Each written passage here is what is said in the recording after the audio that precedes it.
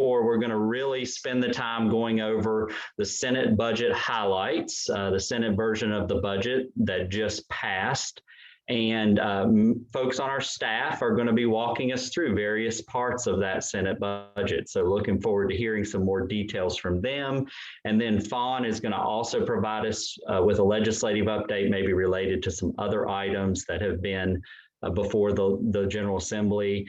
And we're also hoping that Matt Gross with DHHS will be able to join us at some point during this call, maybe around 11:30, and he may be able to give some insight from DHHS's perspective on the budget and where things are going from here.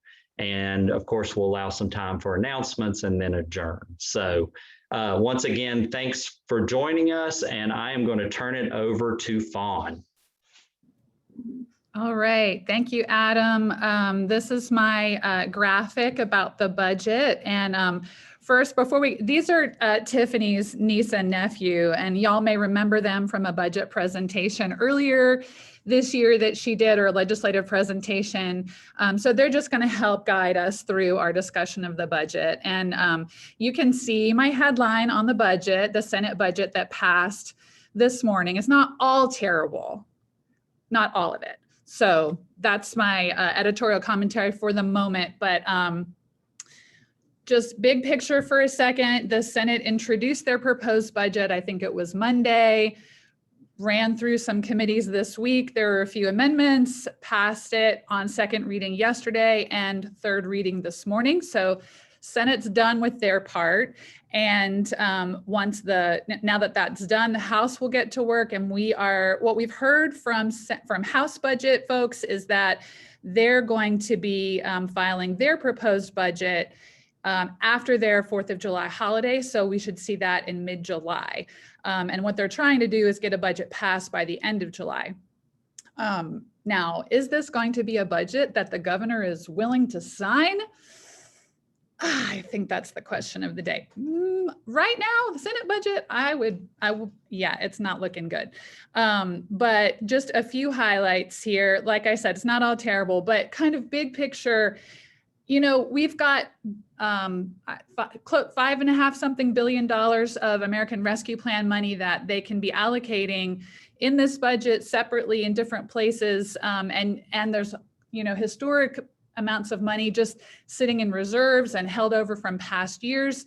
So, you know, as child advocates, we're like, awesome, let's invest that in kids, right? Let's do affordable housing. Let's do more early childhood funding. Let's give the teachers really big raises for this horrible year they've had. Did they do that? They did not do those things. Instead, they're going to be trying to enact massive tax cuts. So that's really the priority that we're seeing from the Senate in this budget. It's not on kids and families, it's on tax cuts. But there's some good things in there. So let the optimist baby on the left, you know, kind of keep you from turning your, you know, your whole day terrible as a result of this presentation. Hopefully she can help. So here's bad stuff. As I mentioned, the smorgasbord of tax cuts for people who mostly don't need them. And what's going to happen is that if the budget were to be enacted as it's currently written, you would see our corporate tax rate, which is already very low, go down to 0 over the next 5 years. So like Apple, FedEx, Amazon, all those guys would be paying 0 corporate taxes in North Carolina 5 years from now. That $13.9 billion, what that means is lost revenue. So those are dollars we won't have 5 years from now. That's really bad, y'all. Really, really bad.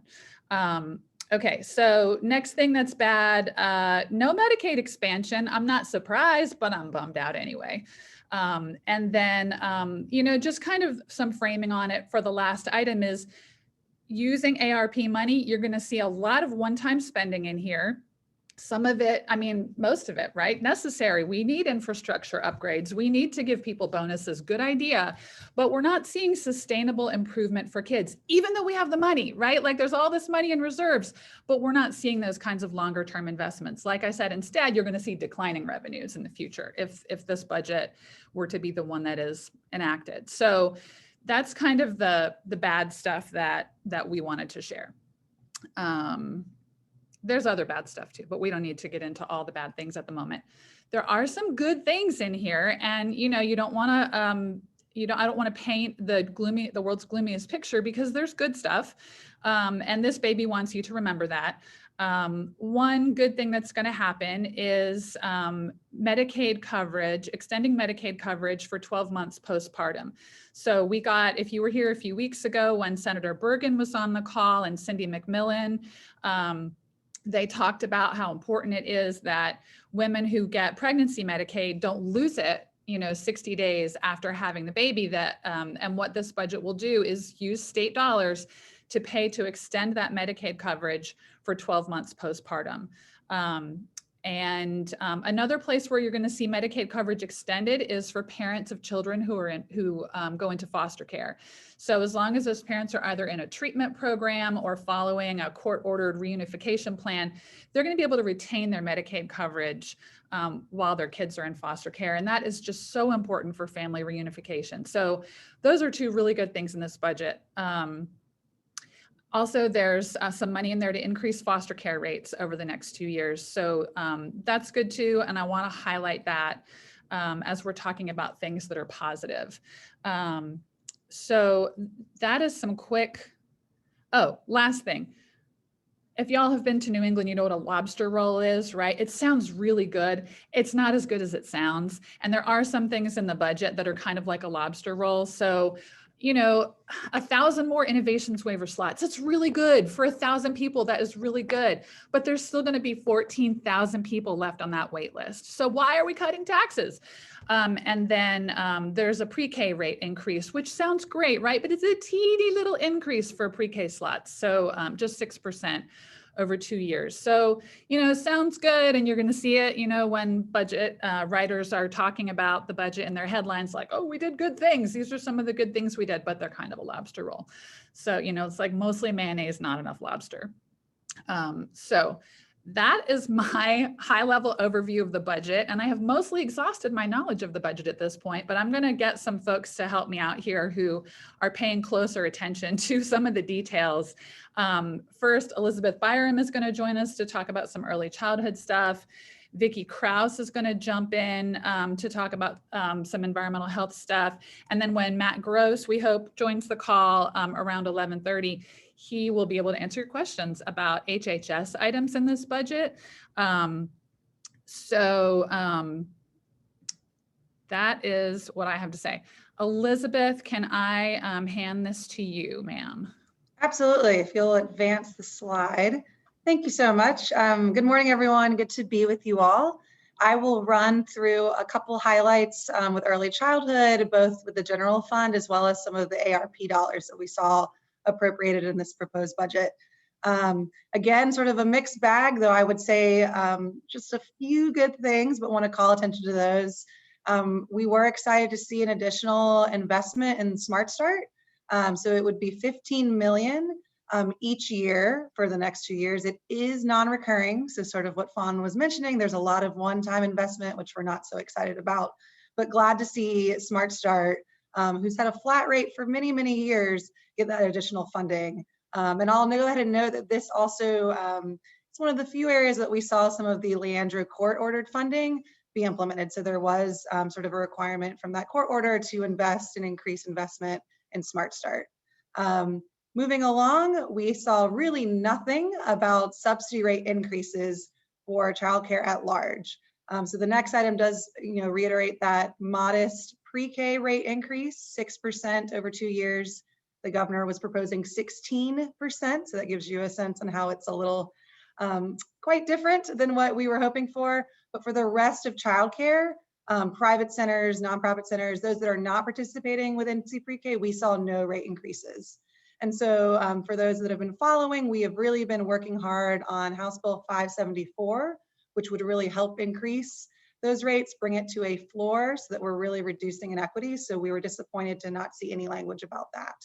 And then the last thing I'll share from the general fund is, again, a big disappointment, no improvement in compensation for early educators. We know that that is a huge part of the issue of sustaining childcare. And so there was really nothing, we were working with advocates to call for an increase in the wages program which the governor listed as a $35 million investment to expand that program across the state. And so didn't see that, which is a huge disappointment for advocates as well as educators who we know are working so hard still on the front lines, serving children and families. That's it for the general fund in terms of what was specifically in the child care and development portions.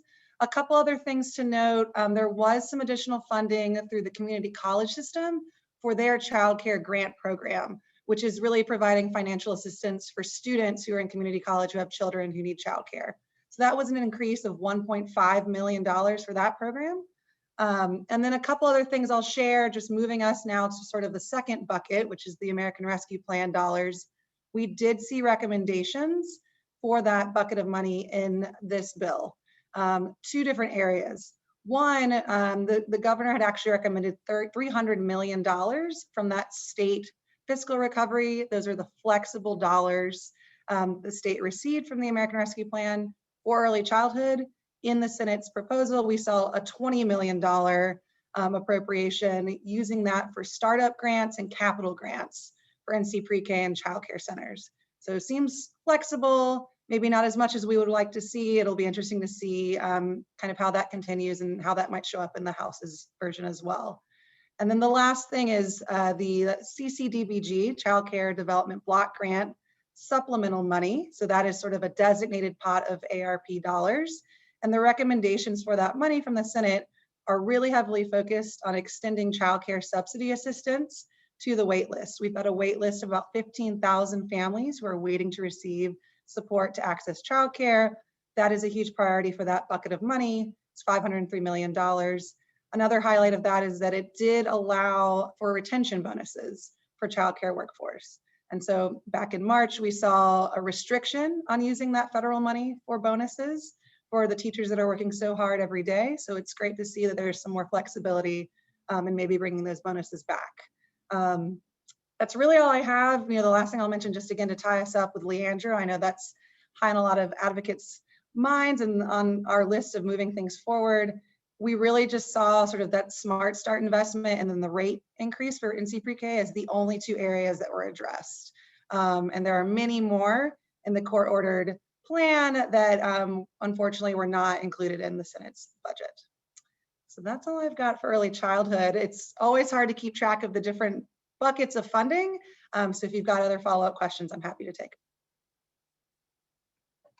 Elizabeth, I do see a question from Rob in the chat. Any sense of whether the House will include a compensation increase or rate increase for those subsidy slots when they work on the budget? It's a great question, Rob. We are hoping that they will, and I know that's the focus of our advocacy right now. I know that we've had some conversations with folks that they are interested in sort of helping to champion those things. We've got House Bill 574, but we'll have to kind of wait and see, and we'll keep y'all posted.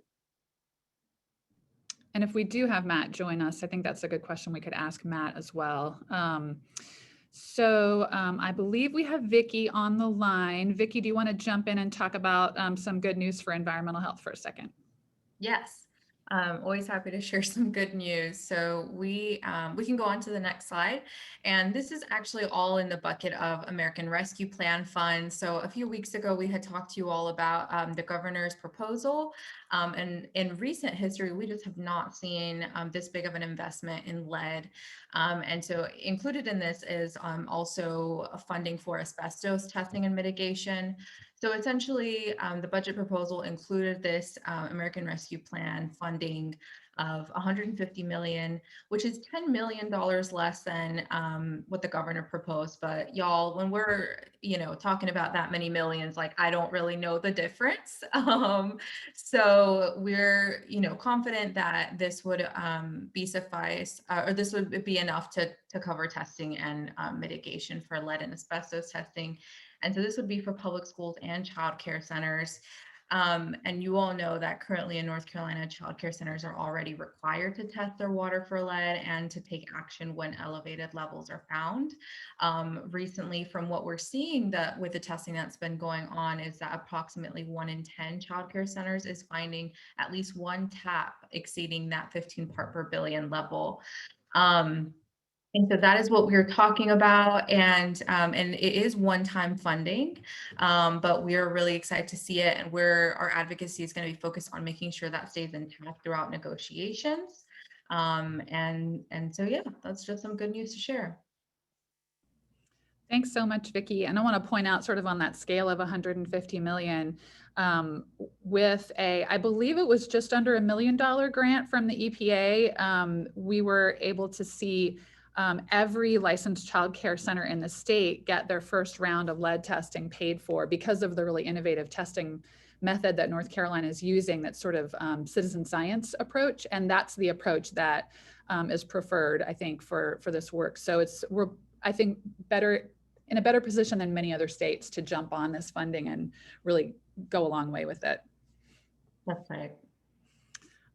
Okay, I'm going to stop sharing.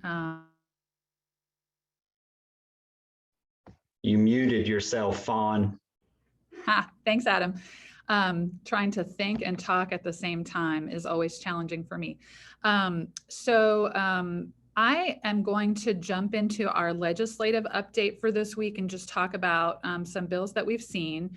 But if you have questions about the budget, please do enter them in the chat box, and we will do our best to answer them. You may have noticed that all our lobbyists are out today, so our policy team is here to try to do our best to answer your questions. And then hopefully Matt will join and we'll be able to answer every question in the world about at least the Health and Human Services chunk of the budget. And I know we have some other experts on the line with us too, so we may tap some of y'all's brains as well. Let me pull up my notes here for the legislative update. As I mentioned, the budget passed finally, it got its final passage out of the Senate this morning, and it will be going over to the House. We expect to see a House budget in mid-July. In case you were wondering, there were 4 Democrats who voted for the Senate budget, and if you're keeping score, that is enough to override a governor's veto. So that is challenging, perhaps, if that's something that you would like to see the governor do. But moving on from the budget, and while we're kind of connected to Vikki and talking about environmental health, we want to celebrate the passage of House Bill 272, Revised Health Standard for Lead. Yay, this bill passed on Monday. Really great news. This is the bill that will update the childhood lead poisoning prevention law and reduce young children's exposures to hazardous lead in drinking water. This is something that Vikki and lots of folks on our team have been working on for quite a while. It passed the Senate on Monday, and we're awaiting Governor Cooper's signature. We know lots of you have weighed in about this bill, and just want to say thank you. I think this really is an example of something that definitely would not happen if you didn't have folks on the front lines asking for it, talking to their legislators, putting the pressure on. So thanks to each and every one of you for being involved and for all your help with getting that done. It is definitely a step forward towards ending childhood lead poisoning, which is still a ways away, but this is a great step on that journey. Okay, another bill that moved forward this week is the bill that used to be called Amend Lawful Age to Marry to 18 years of age, so the Child Marriage Bill, Senate Bill 35. So of course that bill went through lots of twists and turns in the Senate. It's in the House now, and it passed the House Judiciary Committee this week on Tuesday. It's got another committee referral to the House Families, Children, and Aging Committee. So this bill would move the minimum age up to 16 for child marriage with a parent or guardian's permission. And it does remove the pregnancy exemption for girls 14 and 15 to marry, and that's great. So we're pleased to see that. I know that lots of folks are disappointed that it's not coming all the way up to 18. Of course, we're disappointed too, but this is definitely a very positive change. And we hope that we'll see this bill come out of the House soon. And then House Bill 132, those are changes to the juvenile code. And I know that there are folks on this call who could tell you more about this bill than I can, but recommendations from the Court Improvement Program to amend abuse, neglect, and dependency statutes of the juvenile code. Some definitions around defining who's a relative, allowing emancipated juveniles to review their DSS records and things like that.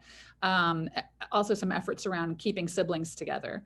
That bill passed the Senate Judiciary Committee earlier this week and is on to Senate rules. So that's a good sign that it could be moving out of the Senate. And then one other bill that we wanted to highlight, and I think this is really like the next step in the kind of ongoing war between the legislature and Republican leadership in the legislature and the governor around public health emergency powers and responding to COVID. So Senate Bill 173, the Free the Smiles Act, that's a lobster roll title for a bill, y'all, Free the Smiles. But what is this bill doing? What the bill would do is allow local school boards to decide whether or not they want to go along with the CDC's mask mandate for schools. This is really bad, and Matt may want to talk about this when he comes on, but we're seeing the Delta variant of COVID moving quickly through the United States now in less vaccinated areas. It seems to be affecting young people more. We still don't have a vaccine for younger kids. We have relatively low vaccine uptake for kids over 12.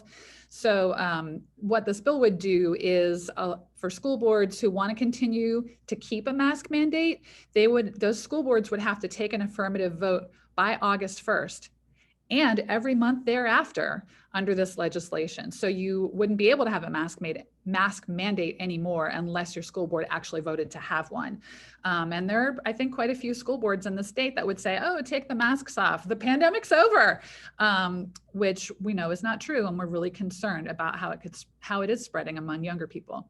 So that is a bill we wanted to put your eyes on. And the bill has already passed out of the Senate because they used one of those gut and amend procedures where they took an unrelated bill that's already passed the Senate, a bill they didn't need anymore, took everything out of it, replaced all the text with something new. So the bill has passed the House Wednesday, and now it's just going back to the Senate for concurrence.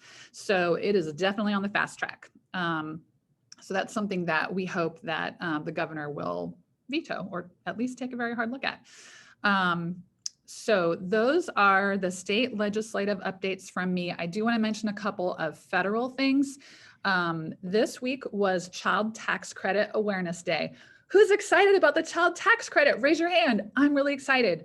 The child tax credit is, and some of you may have already gotten some checks in your bank account from the child tax credit. Y'all may remember this is part of the American Rescue Plan, and the child tax credit is giving a fully refundable child tax credit to a much larger population than previously qualified. So even folks who their income is so low that they don't have to file a federal income tax form, they still qualify for this money and instead of getting it as a one-time tax refund, the IRS is sending it as monthly checks. $300 check for every child over the age of 6, $250 for every child over the age of 6. Did I say that right? Older kids, $250, younger kids, $300 per child every month till the end of the year. If you know some people who are having trouble paying their bills, paying for childcare, buying their groceries, this is a really big deal. So Child Tax Credit Awareness Day was this week. And part of the deal is for lower income families, if they don't file to get this money with the IRS, they're not going to get it. And that's a real problem because these are the folks who need it the most. So the idea with Child Tax Credit Awareness Day is tell everybody this is happening, hooray, and then make sure that lower income folks file that form. We have a great video. We didn't make it. Some colleagues at a national organization made it about the child tax credit. We'll send the link out in the follow-up email. It would be great to share that and just help folks get the word out about this. It's really, really a big deal, and it's going to lift, y'all probably know the numbers already, 140,000 North Carolina children out of poverty. So we got to spread the word. Last thing y'all may have seen, President Biden announced a bipartisan deal on the infrastructure bill. And this is the roads, bridges, transportation sort of part of the infrastructure bill that Biden wants. It is a bipartisan deal. Great. And then right after that happened, Biden said, oh, by the way, we're not actually going to pass that bill unless we also pass the American Families Plan stuff, you know, childcare and dealing with climate and those kinds of things. So that is lots of drama. Congress is going into recess for the 4th of July. But you will see the real fireworks when they all come back and try to pass a budget and all these infrastructure bills. But it is great to see some bipartisan agreement about something somewhere. Doesn't that always make you feel good? So I think that's all I have for the legislative update. And are there any questions in the chat that I could try to help answer, or any of us could?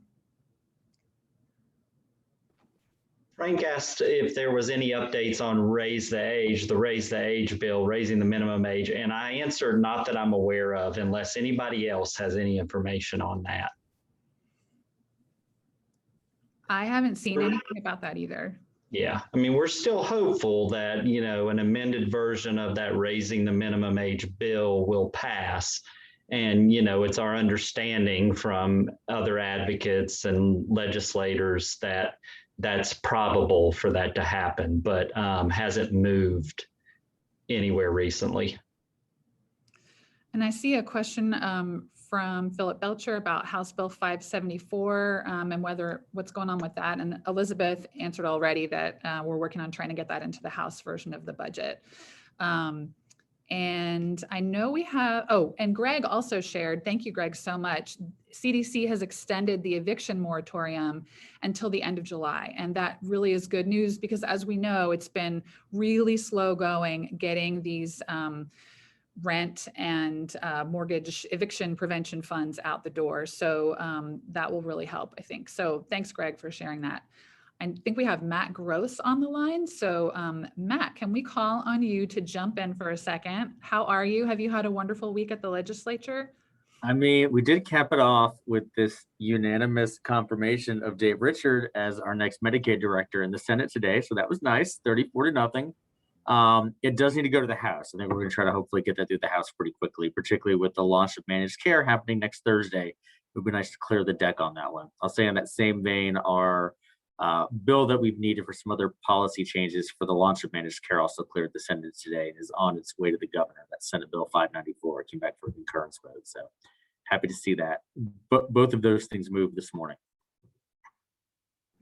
I know y'all talked budget before. What would you like me to touch on? There's a lot to talk about with the budget, I know. Yeah, there is a lot to talk about. So we just shared some top line happy news around extending Medicaid and things like that.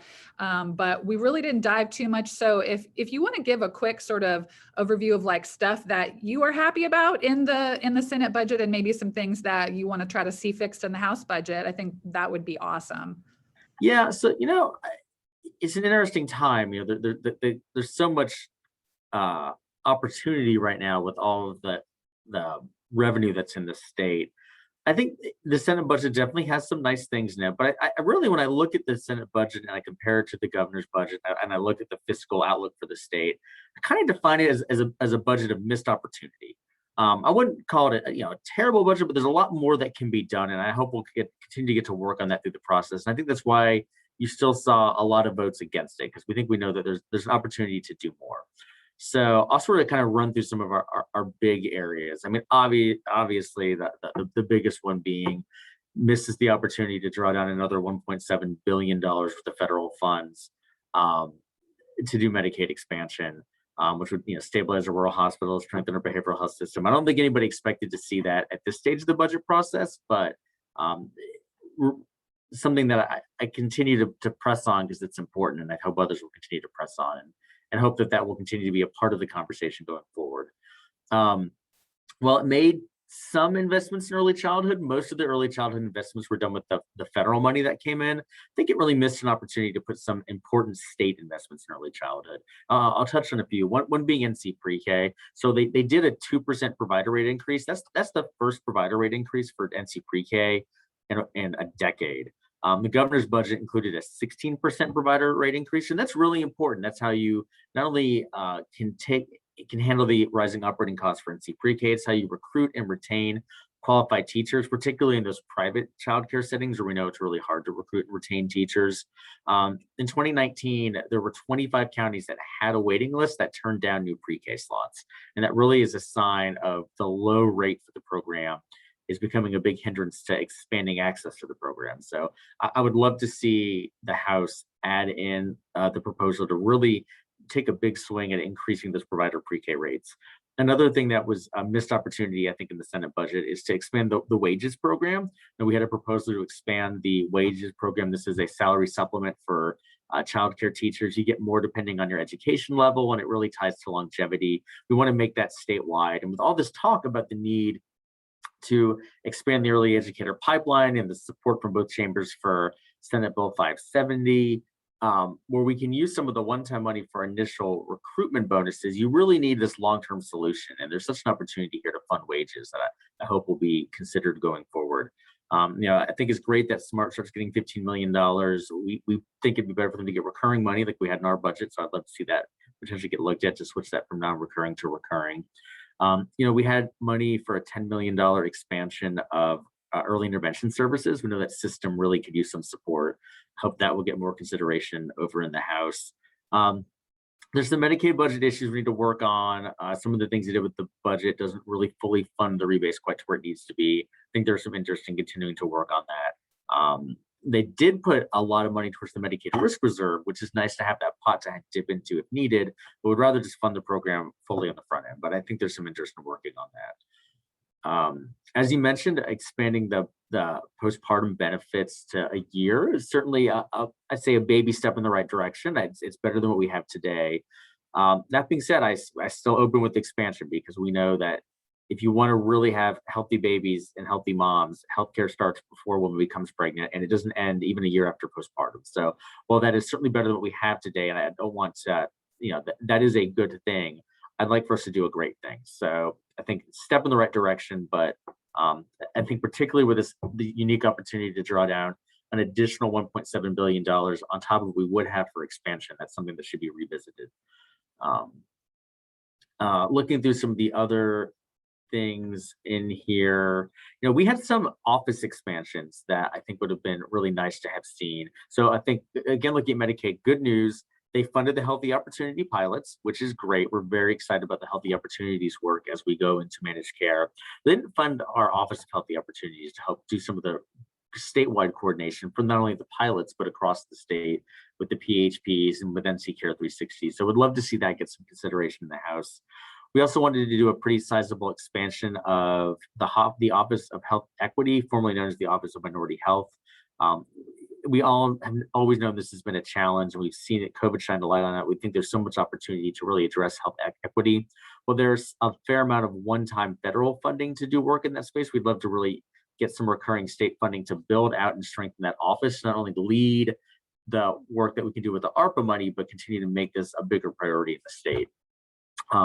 We also requested some funding for an Office of Housing to really help strengthen and align and coordinate the housing work. I'd love to see that get some additional consideration going forward in the House. I'll say a few other good things that were in here. Money for innovations waiver slots. I think they funded 1,000 slots. That's, of course, always great. Funding we needed around Olmstead is in there, which we're happy to see. Funding for the electronic health records in our state facilities was included. That's really going to be about a 7-year project. That's what we need for the first few years, but that's really important and will help ensure a better continuity of services within those facilities. I think they did a good job with the language of how to spend the opioid settlement funds to ensure that wouldn't just go to pet projects, but we could actually get to evidence-based programs. Really happy to see that. $150 million for lead and asbestos abatement in childcare and K-12. Happy to see that. That dovetailed really nicely with the House bill to lower the lead standard, which I know is also moving through both chambers. So happy to see that. So there's definitely some good stuff in there. There were a few poison pills we weren't happy about. I think most notably the significant stripping of executive powers around executive orders. I would say if that were in place when this pandemic were to hit, I think we would have had significantly more deaths in the state. to not only have to get the Council of State concurrence, but to only tie those to a 45-day order that you can't renew. I don't know how we could have managed a pandemic that's gone on for a year and a half with a 45-day order.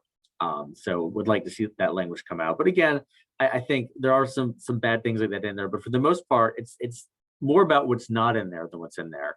And to that end, I believe I saw there's still $3.6 billion that are unspent on the bottom line of the budget. So there's good opportunity to consider a lot of these things. I think folks recognize this is an opening offer. But I hope a lot of these things I touched on will be considered and as this goes through the process, because where the budget does do some good things, we know we can do more. And look forward to working with leaders so we can do more. I would love to get to a place that we can get a budget that leaves the General Assembly in a form that we're not talking about a veto. I think that's everybody's goal. You heard the governor say in the State of the State, he wants 3 signatures on this budget. So we still have that goal and hope that we can get there. And I'm still optimistic that we have the chance to get there, but we got a little bit of a ways to go. Thanks, Matt. But not a budget question, but Berkeley is asking if you have any updates on the new Division of Child and Family Wellbeing. That is a great question, and I probably should, but I have just been living in the General Assembly, so let me check. And I'm happy to give an update later. Yeah, I've been so legislative and budget focused the last few weeks that I'm sure there are many of my colleagues who are here right now would give you a great update, and I am sadly not one of them. And then a quick question from Greg. House Bill 574 is the bill that would raise the child care subsidy rate.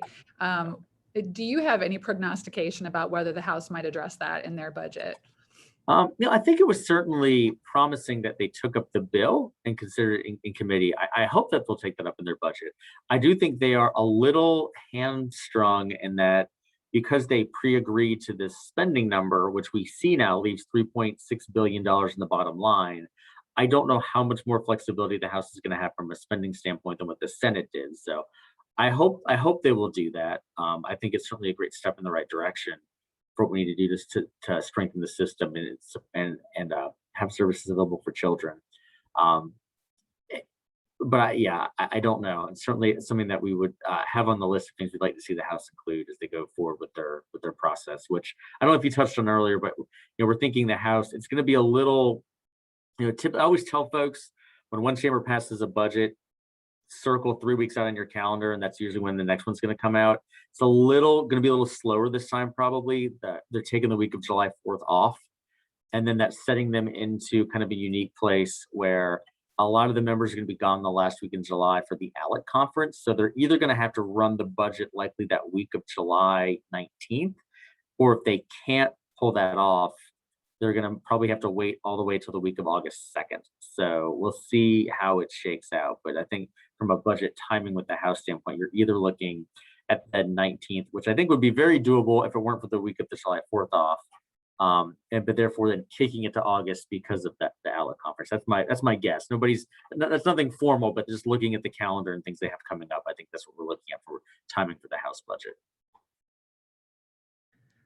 Great. Well, thank you so much. I am not seeing other questions coming up in the chat. So Matt, thank you for your valiant service at the legislature this week and so much for joining us today. Thanks. And before I go, I'd be remiss without plugging vaccines, as I always do, and I'm probably preaching to the choir, but we had a few things on the incentives front. So we've expanded the summer $25 cards into another 38 or so counties. Seen that be fairly effective and move the needle. One of the things we've gotten a lot of stories from the vaccine providers, if folks have gotten vaccinated and then when they learn they drive friends there to get them vaccinated, they get another card. We've seen that really work, and people are getting their friends and family. We often know that best messenger is somebody you know closely that has gotten it. So we think that's been helping. We had our first drawing this week for the big $1 million cash drawing and the scholarship drawing. I think we'll see an announcement of the winners of that in the first part of next week, so stay tuned. We've got 3 more of those coming. Again, for folks who aren't familiar, it's anybody 18 or older who's been vaccinated in the state is eligible for the $1 million drawings, and folks that are under 18 are eligible for a 529 full scholarship that would cover the cost of a full ride to any of the state universities. You can take it anywhere, but we benchmarked it off of the cost for a full ride. So UNC, that's the most expensive of the state schools. So those are still coming up. But I think we're still really concerned about vaccination rates. And I heard you touch on the bill that the House amended that would undermine our ability to mandate mask rules in schools. I think we're still very concerned about that. We're seeing the Delta variant is much more contagious. We're seeing in other countries where that's hitting, it's impacting schools and school children. We know that a vast majority of K-12 students still cannot be vaccinated because it's not approved yet. I think that's very worrisome to have a situation where we're going to take a safeguard down. I would think we are certainly not in favor of that. But then also we look at our vaccine rates. We're still trailing behind where we want to be. I think it was great to have the president here yesterday and do that starting this canvassing effort that we're having to go door to door. But when I look at states like Virginia, that's our neighbor to the north, and they're running at 70% vaccination rates for adults, and we're still stuck at 65. I'm envious of where they are. I think as we head into the fall, we have a variant like the Delta one going around, continuing to talk to friends, talk to family, anybody you can. Every person you get vaccinated, not only is that another person to get vaccinated, that's another person that can then maybe hopefully encourage somebody else. So, and I'm still having that conversation with folks. So I think it's still really, really important. We are not out of the woods yet. I think we're in a good place now. I think we are still positioned where we can beat this virus and be in a good place, but we need to get these vaccination rates up. So we're still deeply concerned that they're not higher than they are. So big area of focus for us remains that vaccination. Thank you. There's a question from Philip Belcher who's saying that he's hearing anecdotes about Black and Brown communities really objecting to the idea of vaccine incentives. And I'm wondering if that's something that you've heard about. I've not. I can check with our incentives team. I had not heard a rejection. I know there was some concern about would they be done in a way that would be inclusive. So they wouldn't be. I know like some states you had to opt into the cash incentive programs, and there was a fear like would the opt into the incentive accidentally end up leaving folks out that maybe are busy working 2 or 3 jobs and don't have time to follow all the press releases and know to opt in. So we didn't do the opt in. Obviously, you can win and say no, but we didn't do the opt in. But I can ask the team if they've heard some concerns there. I have not. Now I will say I'm going to flip topics here, but speaking of communities of color, I think we do worry if the mask mandate were to get removed from schools, given how COVID has hit people of color. And we see that I think those are the communities that, if anything, are doing the best at masking today. Is that going to have more people want to pull their kids out of school? I think that's something we would be concerned about if mask mandates were dropped from school. So I've been a little more focused on it from that angle, but I'm happy to check with the incentives team to see if they've heard any pushback there. Great. Thank you so much, Matt. I think that's it for the questions. Great. Well, thanks everybody on this call. I say keep up your advocacy. There's a long way to go on this budget. Again, a lot of opportunity. I think there's a lot more we can do. And I hope to see something that we can get to. Again, everybody's goal here is 3 signatures. So would love to get to that place. We're not there yet. Got an okay start, but we got a ways to go. So look forward to everybody's help and getting us a budget that we can all be proud of, and we'll move North Carolina ahead. Absolutely. Thanks so much, Matt. We always appreciate you joining us. Hope you have a good weekend. Thanks. You too. Yeah. All right, everyone. So we've gotten, the scoop on the Senate budget, some possibilities about things moving forward, some other things moving through the legislature. It's certainly going to be an interesting couple months coming up here at the state and federal level. I mean, again, we're just sitting in this very dynamic time policy-wise, with the possibility of more federal legislation coming down the line, as well as everything that's going on here in the state, and then even at the local level too. And that kind of leads me to a segue. I was wanting to talk a little bit about our upcoming calls that we're going to have before we get to our announcements. And the next one, so we're not going to do a update on Friday, July 2nd. I think we'll just be sending out a short video or a written update. Fawn can correct me if I'm wrong. But then on the 9th, we're going to come back and we're going to focus our meeting on the 9th around local American Rescue Plan advocacy. There are billions of dollars that are coming down the line to local government entities, whether that's city councils, county commissions, local school boards, and those decisions are being made over the next few months here. Some of those decisions have already been made. Some of these bodies are in the middle of a process. Others are just getting started. But the important thing is that we as advocates can potentially have an impact on this and have our say around what the priorities should be at the local county level for spending some of this historic amount of federal relief money that's coming into our communities. And so we are working hard on NC Child's end to pull information together, to put that out in a way that's readable and digestible to all of you all. I sent an email out earlier this week to some folks across the state and got lots of responses. Many of you on this call responded. If you are interested in advocating for American Rescue Plan money at the local level, please drop me an email after this call here today and just let me know, because we're trying to just get our heads around that and understand who's interested as we make this push. And so on the 9th, we're going to talk through that as early as later today or this weekend. We will also have a nice webpage up about this, the American Rescue Plan. Kudos to Fawn and Eva and others that have worked to put that together, but it's even got a 2-minute video with it, and it's got some frequently asked questions. So we will send that out as well, and that could be a real good thing to share with others in your community as we start to get these conversations moving.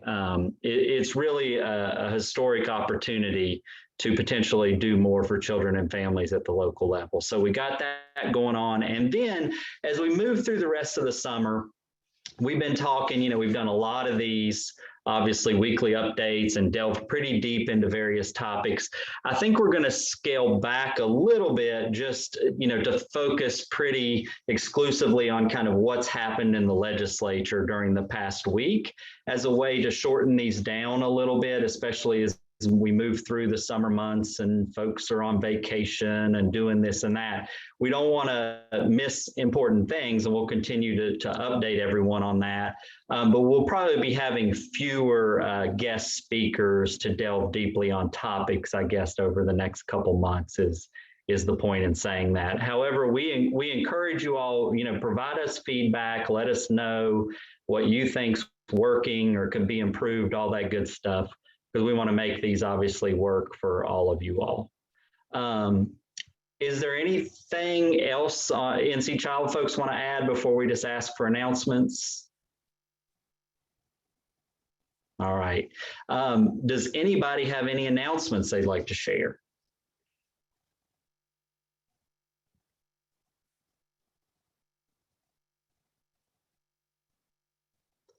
All right, hearing none.